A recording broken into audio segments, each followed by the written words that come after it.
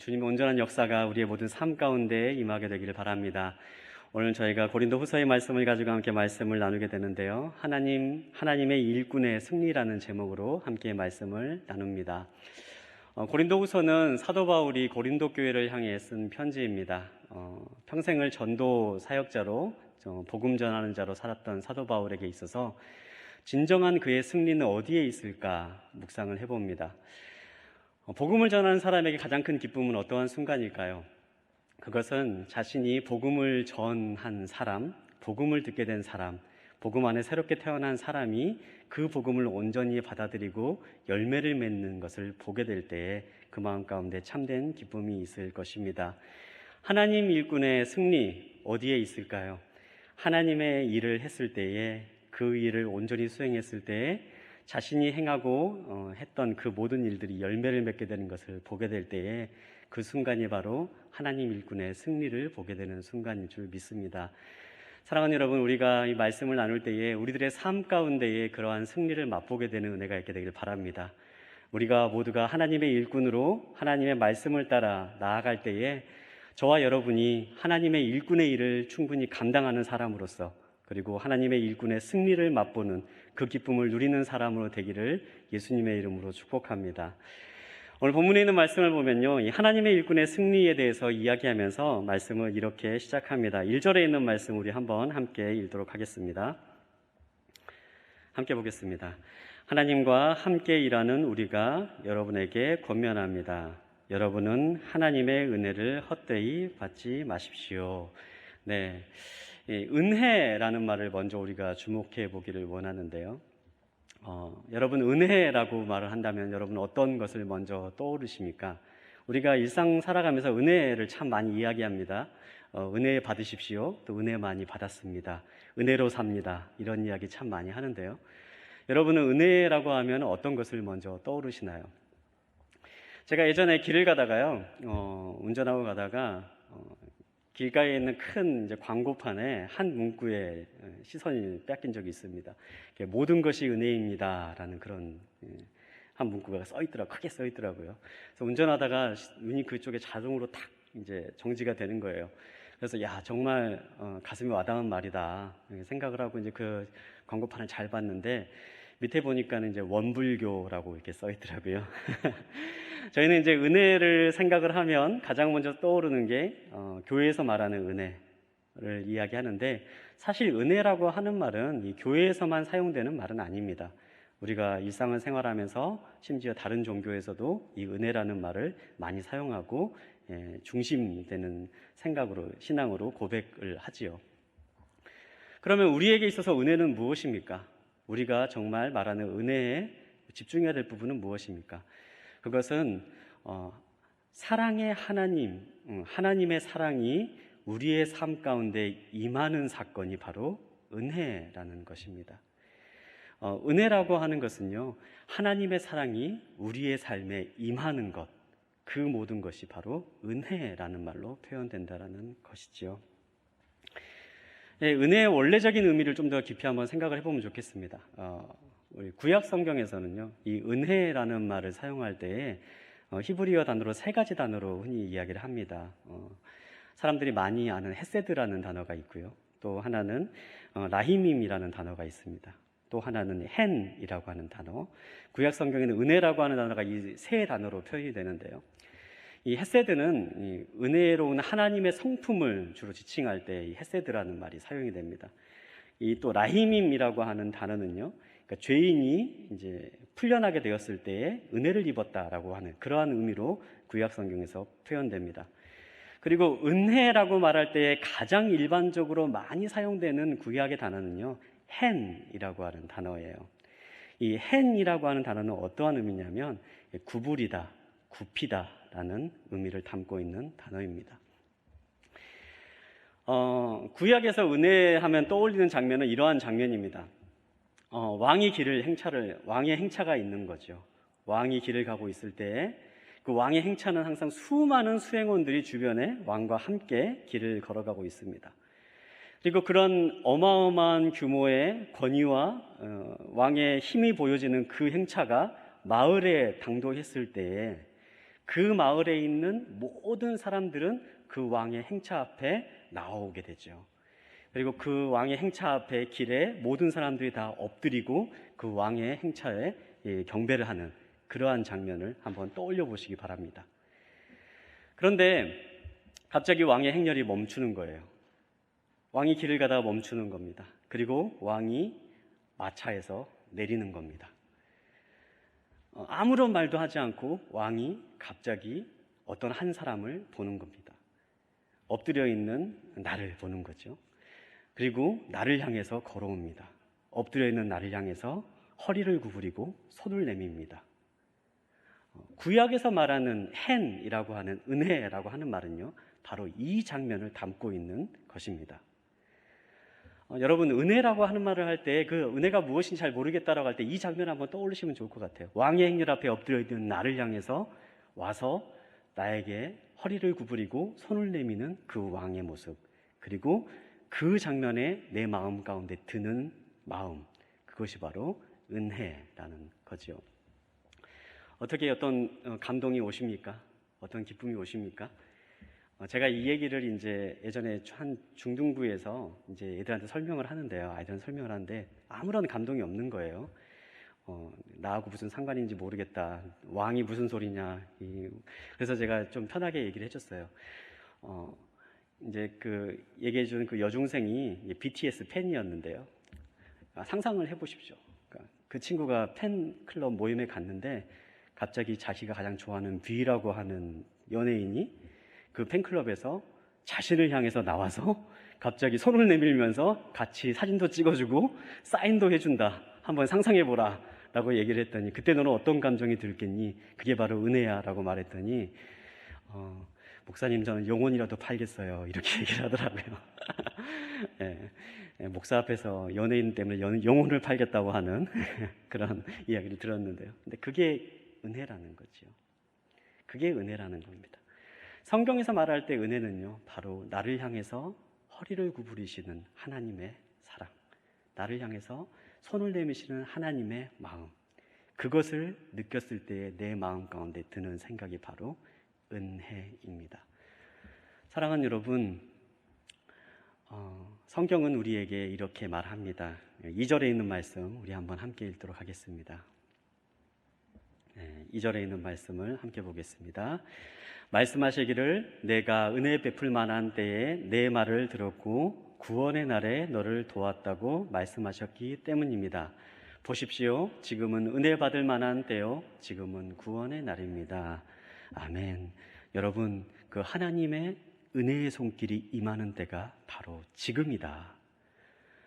여러분, 성경에서 우리에게 말씀하고 있는 메시지는요, 그 왕 앞에 엎드리고 있는 사람이 왕의 손길을 받는 그 감격과 기쁨을 누리는 순간이 바로 지금이다. 지금이 바로 은혜 받을 만한 때고 지금이 바로 구원의 날이다. 너희를 향해서 내미는 하나님의 손길을 보아라. 너희를 향해서 허리를 굽히고 손을 내밀고 있는 하나님의 구원의 역사를 너희가 보아라. 우리에게 말씀하고 있습니다. 사랑하는 여러분, 지금이 은혜 받을 만한 때임을 기억하십시오. 그리고 여러분을 향해서 손을 내밀고 있으시는 하나님의 그 손길을 바라볼 수 있게 되기를 바랍니다. 하나님의 구원의 역사를 우리가 경험할 수 있게 되길 바랍니다. 그리고 그 하나님으로부터 오는 기쁨과 감격이 넘치는 그러한 삶을 살아갈 수 있게 되길 바랍니다. 여러분, 지금이 바로 그 은혜의 때임을 우리가 기억할 수 있게 되길 바랍니다. 그런데 오늘 본문에 있는 말씀은요, 지금이 바로 그 은혜의 때다.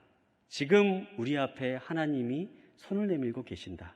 지금 너희에게 구원이 임하였다라고 말씀하시는데요. 그 이후에 구원받은 사람, 은혜 받은 사람들은 어떠한 모습을 하며 살아갈 것인지 우리가 이후에 있는 말씀을 통해서 한번 살펴보도록 하겠습니다. 3절에 있는 말씀 우리 한번 함께 보도록 하겠습니다. 함께 보겠습니다.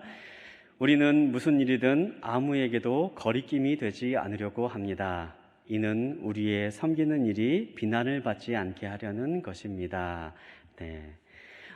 이렇게 놀라운 은혜를 체험한 사도 바울, 하나님이 아무런 능력도 없고 아무런 선한 것이 없는 우리를 향해서 은혜를 베푸신 그 하나님을 체험한 사도 바울이 이제는 그 은혜를 전하는 자의 길을 걸어가고 있습니다. 그리고 그 일을 걸어가면서 분명하게 말을 하는 것이지요. 우리는 무슨 일이든지 아무에게도 거리낌이 되지 않으려고 합니다. 이는 우리의 섬기는 일이 비난을 받지 않게 하려는 것입니다. 여러분, 은혜 받은 사람들이 어떠한 삶의 모습을 하고 살아갈까요? 여러분에게 그러한 은혜가 임한다면 여러분은 어떠한 삶의 모습을 하고 살아갈까요? 첫 번째 우리가 함께 나누기를 원하는 것은요, 은혜 받은 사람들은요, 나의 삶을 돌아보게 된다라는 사실입니다. 은혜 받은 사람들은 스스로 자신의 삶을 돌아보는 삶을 살아가게 된다라는 거지요. 사도 바울이 3장에서 이야기하는 것이 바로 이러한 모습입니다. 우리는 무슨 일이든 아무에게도 거리낌이 되지 않으려고 합니다. 이는 우리의 섬기는 일이 비난을 받지 않게 하려는 것입니다. 내가 너무나도 놀라운 은혜를 받았기 때문에, 내가 너무나 놀라운 하나님의 사랑을 경험했기 때문에 이제는 그 사랑의 소중함을 받은 내가 행여라도 나로 인해서 사랑을 베푸신 하나님의 이름이 모욕될까 두려워 내 스스로를 돌아보게 됩니다.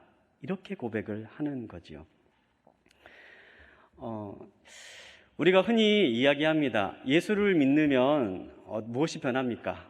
예수를 믿으면 가장 우리의 삶 가운데 변하는 것이 무엇입니까? 예수를 믿으면 착해지는 것입니까? 예수를 믿는 사람의 가장 큰 특징은 무엇입니까? 착한 일을 많이 하는 것입니까? 선해지는 것입니까? 어떤 부분에서는 맞습니다. 예수 믿는 사람은 조금 더 달라져야겠지요. 달라지는 거지요. 그런데 본질적인 의미에서는요, 사실 착한 일을 하고 나쁜 일을 하고는 우리가 믿는 믿음의 고백과는 전혀 다른 이야기입니다. 예수를 믿는다고 해서 착한 일 하는 사람이 예수를 믿는다라는 것은 아니라는 거예요.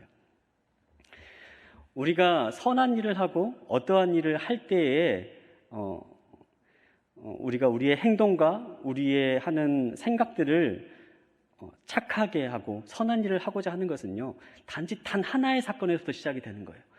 나를 향해 베풀어 주신 그 하나님의 사랑에 감격하여 그 사랑으로 다른 사람에게 그대로 표현하고 전달하고자 하는 것, 그 마음에서부터 우리의 삶과 행동이 달라지는 거죠. 오늘 본문에서도 사도 바울은 같은 이야기를 하고 있습니다. 매 순간순간 살아갈 때에 나는 나의 삶을 스스로 돌아봅니다. 매 순간순간 살아갈 때에 나는 스스로의 삶이 얼마나 바로 서 있는지 스스로 돌아봅니다. 그것은 나를 사랑하신, 나를 향해서 은혜를 베풀어 주신 그 하나님의 은혜가 헛되이 되지 않게 하기 위해서 나의 삶을 계속해서 스스로 돌아보고 살아가고 있습니다. 이렇게 고백을 하는 거지요. 사랑하는 여러분, 여러분 가운데 은혜가 임했습니다. 그리고 여러분 가운데 은혜가 충만합니다. 그러면 일어나는 첫 번째 반응은 무엇입니까? 은혜로 살아가게 된다라는 거지요. 그리고 은혜로 살아가는 사람은요, 스스로를 계속해서 돌아볼 수밖에 없는 거예요. 혹시라도 나로 인해서 내게 사랑을 베풀어 주신 그 하나님의 이름이 모욕되진 않을까, 그러한 걱정에서 나의 삶을 돌아보게 되는 거죠. 예전에 한 성도님과 이야기를 하다가요, 이제 이런 얘기를 나눈 적이 있습니다. 갑자기 그때 얘기가 떠올랐는데, 자신에게 있어서 가장 큰 신앙의 도전은 내가 운전하는 차에 십자가를 다는 것이다 라고 이야기하는 성도님을 만난 적이 있어요. 왜 그러는지 이제 대화를 나누다 보니까요, 많은 우리 남자 성도님들께서는 공감하실 겁니다. 저도 굉장히 공감을 하는데, 남자들이 운전만 하게 되면요, 굉장히 본성이 드러납니다.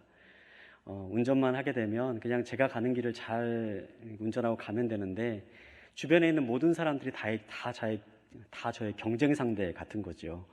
꼭 옆에 있는 차를 내가 꼭 이겨야 될 것 같고, 누군가 내 차 앞에 끼어들면은 꼭 내 앞길을 가로막는 어떠한 존재인 것만 같고, 그런 마음들이 불쑥불쑥 튀어나오는 거죠. 그래서 이제 굉장히 운전을 험하게 하시는 이 성도님이셨던 거예요. 그래서 본인의 차에 십자가를 두는 게 굉장히 마음에 부담이 되고 싫었다라는 거예요. 왜냐하면 내가 이렇게 운전을 험하게 하고 때로는 이렇게 막 운전을 거칠게 해서 다른 사람들과 이렇게 다툼도 벌이기도 하는데, 근데 그런 순간에 내 차 안에 십자가가 있으면 혹시라도 그것 때문에 그걸로 또 이렇게 욕하면 어떡하냐, 이제 그런 생각에 십자가를 하기 힘들다라고 얘기하시더라고요. 예, 그러면서 하셨던 게 말이 기억이 나요. 아무리 불효자라도 아버지 욕 먹히는 건 싫은 겁니다, 이렇게 얘기를 하시더라고요. 근데 저는 그게 참 너무 와닿았어요. 그게 은혜 받은 사람의 마음인 거예요. 혹시라도 나로 인해서 하나님의 이름이 모욕당하지 않을까 하는 마음. 내가 너무너무 사랑하는 그 하나님, 나에게 너무너무 귀한 은혜를 주신 그 하나님이 나로 인해서 혹시라도 그 하나님의 이름의 영광을 가리우는 일이 벌어지지 않을까 두렵고 떨리는 마음이 그 마음 가운데 있게 되는 거죠. 여러분, 은혜 받은 사람은요, 계속해서 스스로를 돌아볼 수밖에 없게 돼요. 그리고 그로 인해서 선한 행동들을 할 수밖에 없게 되는 겁니다. 착하게 살기 위해서 예수 믿는 게 아닙니다. 은혜대로 살기 위해서 예수를 믿는 거죠. 은혜 받은 만큼 살기 위해서 우리가 예수를 믿고 살아가는 것입니다. 사랑하는 여러분, 우리의 삶 가운데 그러한 삶의 모습이 드러나게 되길 바랍니다. 3절에 나와 있는 것처럼 여러분들의 삶이, 그리고 저의 삶이 이러한 고백이 이루어질 수 있게 되길 바라요. 우리는 무슨 일이든 아무에게도 거리낌이 되지 않으려고 합니다. 그것은 우리가 섬기는 이 하나님, 나에게 한량없는 은혜를 주신 이 하나님이 행여나 나로 인해서 욕되지 않게 하기 위해서 내가 매 순간순간 나의 행동을 돌아보고 점검합니다. 이러한 고백이 우리의 삶 가운데 있게 되기를 바랍니다. 그러한 삶을 걸어가는 것이 하나님의 일꾼을 승리의 길을 걸어 나아가는 것이지요. 매 순간순간 나에게 주신 그 은혜가 온전히 드러나기를 소망하면서 스스로를 돌아보면서 한 걸음 한 걸음 나아가는 삶, 그 길의 끝이 바로 하나님의 일꾼의 승리가 있는 것입니다. 계속해서 4절과 5절에 있는 말씀 우리 함께 보도록 하겠습니다.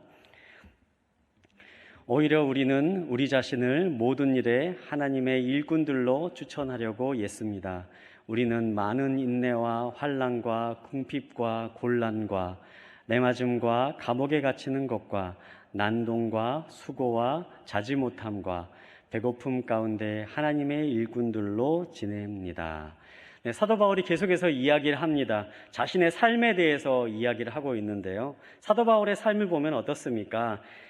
많은 인내와 환난과 궁핍과 곤란과 매맞음과 감옥에 갇히는 것과 난동과 수고와 자지 못함과 배고픔이 그의 삶 가운데 있었다라고 이렇게 이야기를 하고 있죠.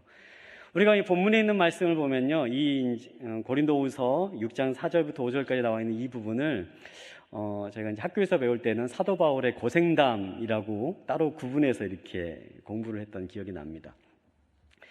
사도 바울은요, 자기 자신의 삶을 이야기할 때 이런 고생담, 자기가 겪었던 이 어려움들을 여러 성경의 서신에서 이야기를 하는데요. 우리가 읽었던 4절과 5절뿐만 아니라 다른 본문을 보면 더 구체적으로 사도 바울이 겪었던 일들이 표현되고 있는 것을 볼 수가 있어요. 고린도후서 11장 23절부터 27절까지 있는 말씀 한번 우리 함께 보도록 할까요? 함께 보겠습니다. 그들이 그리스도의 일꾼입니까? 내가 정신 나간 사람처럼 말합니다만 나는 그 이상입니다. 나는 수고도 많이 하고 매도 수없이 맞고 감옥살이도 많이 하고 죽을 고비도 여러 번 넘겼습니다. 유대 사람들에게 40에 하나 감한 매를 5번이나 맞았고 3번 채찍으로 맞았고 1번 돌로 맞았고 3번이나 파선을 당했고 밤낮 하루 꼬박을 바다에서 헤맨 적도 있습니다. 나는 수차례에 걸친 여행에서 강해의 위험과 강도의 위험과 동족의 위험과 이방 사람의 위험과 도시의 위험과 광야의 위험과 바다의 위험과 거짓 형제들의 위험을 겪었습니다. 나는 또 수고와 공고와 종종 자지 못하는 것과 배고픔과 목마름과 때로 아무 먹을 것도 없는 것과 추위와 헐벗음 가운데 지냈습니다. 사도 바울의 일생을 보면요, 그의 일생 가운데 참 많은 어려움들이 있었습니다. 죄송합니다. 그런데 이런 많은 어려움을 사람들 앞에서 고백하고 사람들 앞에서 일을 이야기하는 그 마음은 어떠한 마음에서 그런 것들을 할 수 있었을까요? 제가 이 말씀을 묵상하면서요, 만약 지금 이제 복음을 전하고 또 말씀을 전하고 목회를 하고 있는 너의 삶 가운데 이런 일이 일어나면 너는 어떻게 하겠니? 라는 이제 그런 음성이 제 마음 가운데 들리는 것 같았어요. 사도 바울에 일어난 이러한 어려움들이 우리의 삶 가운데에 일어난다면 여러분은 어떠한 선택을 하시겠습니까? 만약에 여러분이 복음을 전하고 있는데, 여러분이 복음을 전하는 일에 부름받아서 그 일에 함께하고 있는데, 여러분 가운데 뭔가 좋은 일들이 일어나고 여러분 가운데 기도했던 일들이 잘 이루어지고 여러분의 일이 탄탄대로를 걷는 그러한 일들이 계속해서 생긴다면, 그러면 우리의 삶 가운데 굉장히 큰 기쁨이 있을 것이고 사람들 앞에서 자랑스럽게 복음을 전할 수 있을 것입니다.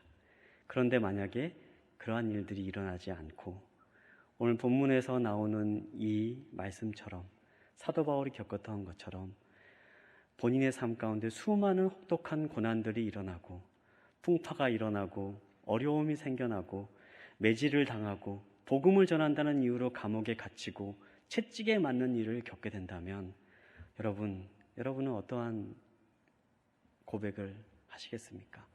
그리고 여러분은 계속해서 복음을 전하는 일을 하실 수 있겠습니까? 제가 이런 그 마음 가운데 성령의 음성을 들었을 때 제 마음 가운데 참 두렵고 떨리는 마음이 들더라고요. 만약에 지금 이 순간에 이러한 일을 겪게 된다면 사실 그 일을 감당하는 게 참 어려운 일일 것입니다.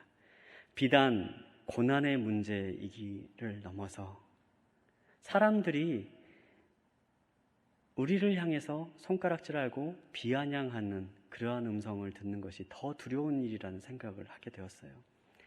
자, 평생 저렇게 복음을 전한다고 하는 사도 바울이 그가 정말 삶 가운데 계속 좋은 일들이 일어나고 하나님의 복음을 전한다고 하는 그 삶 가운데에 정말 하나님이 살아계신다면 어떻게 그런 일이 일어날 수 있을 것인가? 정말 저 사람이 사도가 맞는 것인가? 정말 저 사람이 전하는 복음이 진짜인가? 그러한 사람들의 손가락질과 비난이 더 두렵다라는 생각이 들더라고요. 아마 사도 바울도 동일한 고민이 있었을 것입니다. 그럼에도 불구하고 사도 바울이 자신이 겪었던 이러한 고난과 환난과 핍박의 이야기들을 거침없이 할 수 있었던 이유는 무엇일까요? 고린도전서 4장 1절부터 4절까지 있는 말씀을 우리 한 번 더 함께 보도록 할까요? 고린도전서 4장 1절부터 4절까지 있는 말씀 우리 함께 보도록 하겠습니다.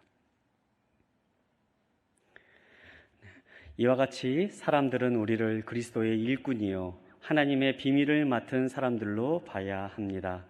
그리고 맡은 사람들에게 요구되는 것은 그들의 신실함입니다. 내가 여러분에게 판단을 받든지 사람의 법정에서 판단을 받든지 그것은 내게 아주 작은 일입니다. 사실 나도 나 자신을 판단하지 않습니다. 나는 양심에 거리끼는 것이 전혀 없습니다. 그러나 이것을 내가 의롭다는 것은 아닙니다. 나를 판단하시는 분은 주십니다. 사도 바울이 계속해서 이 환난과 고난 앞에서 담대하게 말할 수 있는 것은요, 그의 마음 가운데 한 가지 확신이 있었기 때문이에요. 고린도서 4장 1절부터 2절까지 있는 말씀을 보면 그가 바로 그리스도의 일꾼이라는 사실을 항상 기억하며 살았습니다. 그리고 일꾼에게 요구되는 것은 바로 하나님의 신실함이 필요한 것이다. 하나님을 향한 신실함이 필요한 것이다 라고 고백하는 겁니다. 그러면서 계속해서 얘기합니다. 우리 3절과 4절에 있는 말씀 한번 띄워주시겠어요? 3절에 있는 말씀 한번 띄워주세요. 내가 여러분에게 판단을 받든지 사람의 법정에서 판단을 받든지 그것은 내게 아주 작은 일입니다. 나에게 일어나는 일 가지고 여러분들이 내가 어떤 사람이다, 저 사람이 과연 사도로서 맞느냐, 저 사람이 과연 하나님으로 복음을 전하는 사람으로서 합당한 사람이냐, 저 사람이 정말 그럴 만한 능력 있는 사람이냐, 그리고 더 나아가서 때로는 내가 법정에 가서 사람들 앞에서 세상 법에서 판결을 받는 일이 있는다고 할지라도 사람들에게 판단을 받고 법정에서 판단을 받는 일이 있는다 할지라도 그것은 나한테는 아주 중요한 일입니다.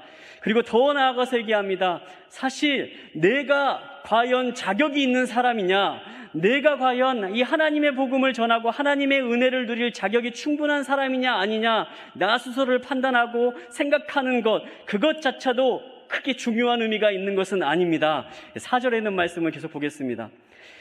나는 양심이 거리끼는 것이 전혀 없습니다. 그럼에도 불구하고 내가 의롭은 것은 아닙니다. 내가 행동하는 것이 정말 다 옳고 선한 일만 하는 사람이기 때문에 이렇게 말하는 것이 아니라, 내가 정말 중요하게 여기는 것은 나를 판단하시는 분은 하나님 한 분이시기 때문에 내가 모든 일 앞에서 당당할 수가 있습니다. 이렇게 말하고 있는 것입니다. 사도 바울이 붙잡는 것은 단 하나였습니다. 은혜였던 거지요. 은혜. 왕이 나를 향해서 손을 내밀었다라는 그 사실 하나였습니다. 내가 하고 있는 것은 아무것도 없었던 거예요. 그냥 왕이 가는 길에 나는 엎드려 있을 수밖에 없던 그런 사람이었는데, 내가 지금 은혜를 받고 내가 지금 하나님의 사람이 되고 내가 복음을 받고 구원을 얻었던 단 하나는, 내가 어떤 것을 하고 내가 어떤 가치가 있고 내가 어떤 자격이 있어서 그러한 일을 할 수 있었던 것이 아니라 단 하나, 왕이 나를 선택했기 때문이다. 하나님이 나를 판단하셨기 때문이다. 하나님이 나를 선택하셨기 때문이다. 그러니 내가 다른 사람들이 나에 대해서 생각하는 것은 두렵지가 않다. 그러니 내 자신이 내가 자격이 있냐 없냐 생각하는 것은 아무런 의미가 없다. 이렇게 고백하고 있는 것입니다. 그래서 사도 바울은 이야기를 하는 거예요. 내 삶 가운데 어떤 어려움이 있다 할지라도 그것은 아무 상관이 없습니다. 내 삶 가운데 어떠한 문제가 일어난다 할지라도 그것은 아무 상관이 없습니다. 내가 하나님의 복음을 전하다가 때로는 매질을 당해서 저 사람이 지금 전하는 그 복음이 진짜냐, 저 사람이 정말 하나님의 사도가 맞느냐 손가락질 한다 할지라도 그것은 아무런 중요한 일이 아닙니다. 왜? 왕이 나를 선택했기 때문에, 하나님이 나를 선택했기 때문에, 하나님이 나를 부르셨기 때문에 그것이 정말 중요한 것이지 다른 것은 아무것도 중요하지 않습니다. 이렇게 이야기하고 있는 거죠. 사랑하는 여러분, 은혜를 받는 사람은요, 바로 그러한 마음을 가지고 살아가는 거예요. 은혜라는 것은요, 내가 뭔가를 해서 얻은 게 아닙니다. 내가 잘나서 한 게 아니에요. 그런데 우리가 가끔 착각할 때가 있어요. 아, 내가 뭔가를 했기 때문에 하나님이 이런 은혜를 주셨구나. 그리고 더 큰 은혜를 받으려면 내가 또 뭔가를 해야 되는구나. 여러분, 그거는 다 착각입니다. 여러분, 우리가 무언가를 해서 받는 게 은혜가 아닙니다. 은혜는 그냥 주어지는 겁니다. 여러분이 어떠한 사람이든, 여러분이 어떠한 모습이든, 여러분이 어떤 생각을 하고 있는 사람이든 왕이 여러분을 선택했기에 여러분이 존귀한 존재가 되었고 우리가 하나님의 자녀가 되는 권세를 얻었습니다. 그것이 은혜라는 사실이지요. 여러분, 우리가 이것을 기억하게 되길 바라요. 그리고 우리가 이 공동체가 그 사실을 함께 나눌 수 있는 그런 은혜의 공동체가 될 수 있게 되길 바랍니다. 제가 예전에 자꾸 예전 얘기를 하는데요. 예전에 다른 교회에 있을 때 한 번은 저희 그때는 교감 선생님이라는 분이 계셨어요. 지금으로 말하면 코치님, 저희 교회로 말하면 코치님인데 한 교감 선생님이 전도사였던 저를 불러서 저하고 상담을 하자고 하신 적이 있었습니다. 근데 그 선생님이 그렇게 얘기하시더라고요. 우리 선생님들 중에 누구 선생님이라고 있는 거 전사님 아시지요? 그렇게 얘기하시더라고요. 그래서 네, 알고 있습니다. 그 선생님을 교사로 계속 하게 하는 것이 옳은지 모르겠습니다. 이렇게 말씀하시더라고요. 왜 그렇습니까? 물었더니 그 선생님이 알고 봤더니 몇 년 전에 이혼하신 분이라는 거예요. 그래서 이혼하신 분인데 이혼하신 분이 교사를 하는 게 과연 옳은지 모르겠습니다. 저한테 이렇게 물어보시는 거예요. 그래서 제가 그분께 말했습니다. 이혼했다라는 것이 교사를 하면 안 된다라고 기록된 성경이 어디에 있습니까? 이렇게 말씀드렸어요. 사실 좀 억지를 부린 거지요. 네, 이렇게 말씀드렸어요. 여러분, 우리가 이 자리에 있는 것, 우리가 예수를 믿는 것, 우리가 하나님의 자녀가 된 것은요, 우리에게 일어나는 어떠한 일들 때문에 영향받는 그러한 것이 아닙니다. 이혼을 하셨건, 부도가 났건, 전과가 몇 범이건, 아니면 온갖 파렴치한 사람이건, 우리의 가정에 어떠한 문제가 있건, 우리의 삶 가운데 어떠한 어려움이 있건 그거는 아무런 상관이 없는 거예요. 중요한 것은 하나님이 우리를 선택하셨다는 사실입니다. 어떠한 모습이건 어떠한 능력이 있건 하나님이 우리를 선택하셨다는 겁니다. 그리고 하나님의 그 선택은 어떠한 경우에도 변하지 않는 것입니다. 그것이 은혜를 가지고 살아가는 사람입니다. 여러분, 우리가 세상을 살아갈 때에 여러분을 향해서 손가락질하는 사람이 있습니까? 스스로 위축되는 순간들이 있습니까? 그러한 것들을 다 털어버리시기 바랍니다. 사람들이 주는 판단 앞에 흔들리지 마시기 바랍니다. 중요한 것은 하나님이 우리를 선택하셨습니다. 로마서 8장을 보면 그러한 사랑을 우리에게 이렇게 이야기하죠. 로마서 8장 35절, 37절, 39절에 있는 말씀 우리 함께 보겠습니다. 누가 우리를 그리스도의 사랑에서 끊을 수 있겠습니까? 환난이나 공고나 핍박이나 배고픔이나 헐벗음이나 위험이나 칼이겠습니까? 그러나 이 모든 일에 우리를 사랑하시는 분으로 인해 우리가 넉넉히 이깁니다. 나는 확신합니다. 죽음이나 생명도, 천사들이나 악마들도, 현재일이나 장래일이나 어떤 능력도, 높음이나 깊음이나 다른 어떤 피조물도 그리스도 예수 우리 주 안에 있는 하나님의 사랑에서 우리를 끊을 수 없습니다. 아멘. 이것을 누리며 살아가는 저와 여러분 되시기 바랍니다.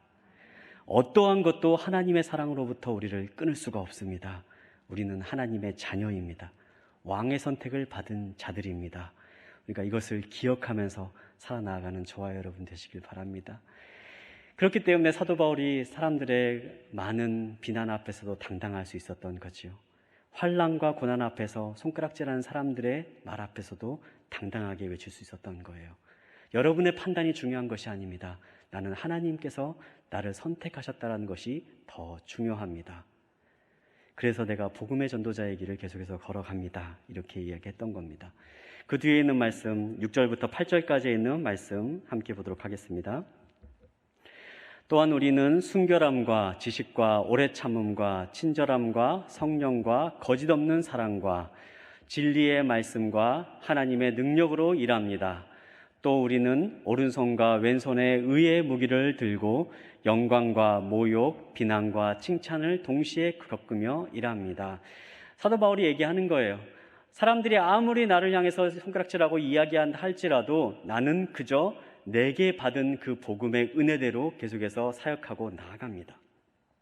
순결함과 지식과 오래 참음과 친절과 성령과 거짓 없는 사랑과 진리의 말씀과 하나님의 능력으로 우리는 계속해서 그냥 일을 합니다. 하나님의 부르심 그대로 그 은혜대로 일하는 삶을 살아갑니다. 고백하는 거지요. 그러한 삶 가운데 어떠한 일이 일어납니까? 우리 8절부터 10절까지 있는 말씀 함께 보겠습니다. 우리는 속이는 사람 같으나 진실하고 무명한 사람 같으나 유명하고 죽은 사람 같으나 보십시오 살아 있습니다. 우리가 징벌을 받는 사람 같으나 죽임을 당하지 않고 근심하는 사람 같으나 항상 기뻐하고 가난한 사람 같으나 많은 사람을 부유하게 합니다. 아무것도 없는 사람 같으나 모든 것을 가진 사람입니다. 아멘. 네, 우리 계속 뛰어나 주시겠어요? 이제 말씀을 맺겠습니다. 여러분, 하나님의 은혜를 받은 사람은 어떤 삶을 살아가게 됩니까? 은혜는 아무런 조건 없이 나에게 주어진 사건입니다. 그리고 그 은혜 때문에 우리 스스로를 돌아보면서 살아가게 되는 거죠. 스스로를 점검하면서 그 받은 은혜에 합당한 사람으로 살아가기 위해서 우리 스스로를 점검하면서 살아가는 삶을 살아가게 됩니다. 그리고 또 하나는 나의 삶에 어떠한 일이 있다 할지라도 은혜를 흔들 수 없는 것임을 기억하며 살아갑니다. 환난이 임한다 할지라도 궁핍함이 임한다 할지라도 하나님으로부터 오는 그 은혜가 끊어질 수 없음을 계속해서 기억하며 살아가는 사람입니다. 그러한 사람의 끝은 무엇입니까? 8절부터 10절까지 나오고 있지요. 우리는 진실하고 우리는 유명하고 우리는 살아 있습니다. 우리는 죽임을 당하지 않고 우리는 항상 기뻐하고 우리는 많은 사람을 부유하게 합니다. 우리는 모든 것을 가진 사람입니다. 이것이 바로 은혜 안에 살아가는 사람의 삶의 모습입니다. 사랑하는 여러분, 이것이 바로 저와 여러분의 삶 가운데 드러나는 축복이 있게 되길 바랍니다. 우리 가슴에 손을 얹고 같이 한번 따라해 볼까요? 우리는 진실하고, 우리는 유명하고, 우리는 살아 있습니다. 우리는 죽임을 당하지 않고, 우리는 항상 기뻐하고, 우리는 많은 사람을 부유하게 합니다. 우리는 모든 것을 가진 사람입니다. 아멘. 이러한 은혜를 누리며 또 전하며 살아가는 저와 여러분 되시기를 예수님의 이름으로 축복합니다. 이제 우리 함께 기도하겠습니다. 하나님, 우리가 매 순간순간 살아갈 때 우리의 삶을 기억할 수 있게 되기를 원합니다. 주님, 우리가 은혜 받은 자임을 기억하며 살아가게 하여 주시옵소서. 은혜 받은 사람으로서 그 받은 은혜에 합당하게 살아가게 하여 주시고, 매 순간순간 은혜 받음을 자랑하며 소중히 여기며 은혜 주신 하나님을 영광스럽게 하는 일을 찾아가는 사람이 되게 하여 주시옵소서. 그리고 주님, 세상 사람들이 판단하는 것이, 세상에서 일어나는 일들이, 나의 삶 가운데 생기는 모든 일들이 하나님으로부터 그 은혜를 끊을 수 없는 것임을 기억하게 하여 주시옵소서. 그래야 해서 주님, 모든 것을 가진 자로서 세상을 승리하며 누리며 살아가는 삶이 될 수 있도록 주님 함께하여 주시옵소서. 예수님의 이름으로 기도합니다. 아멘.